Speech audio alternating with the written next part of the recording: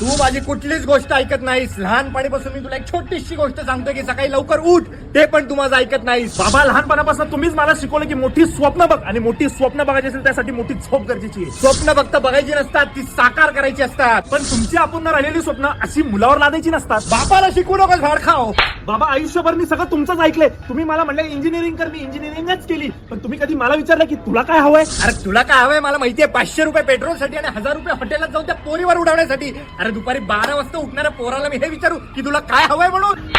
आतापर्यंत बापाच्या तब्येतीकडे कधी लक्ष दिलंस का? परवा माझा गुडघा दुखत होता, एकटा चालत मी दवाखान्यात गेलो. अहो बाबा, पण मी तुम्हाला सांगत होतो डॉक्टरांकडे जायची गरज नाहीये. तुम्ही घरात स्प्रे मारा, तुमचा गुडघा बरा होईल. बापाला शिकवू नकोस भाड खा.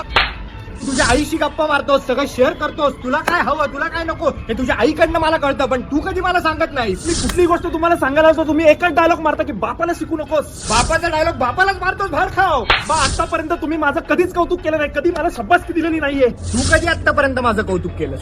एका बापाला सुद्धा वाटतं की त्याच्या पोरांनी त्याचं कौतुक करावं म्हणून. बाबा, शाळेत जेव्हा पोरं मला माझ्या बापाच्या नावाने चिडवायची ना, तेव्हा मला त्रास व्हायचा. पण मला अभिमान पण होता की शाळेमध्ये मला माझ्या बापाच्या नावाने ओळखलं जातं. तसंच बाहेरची लोक जेव्हा मला येऊन म्हणतात ना की अहो तुम्ही पवनचे वडील ना, तेव्हा मला अभिमान वाटतो. पण हा अभिमान कोणाला दाखवायची गरज नाही मला. चल बसू. हा, चला बसूया. वातावरण पण मस्त झालं. अरे भाडखाव जेवायला नाही, बस. नाही, नाही.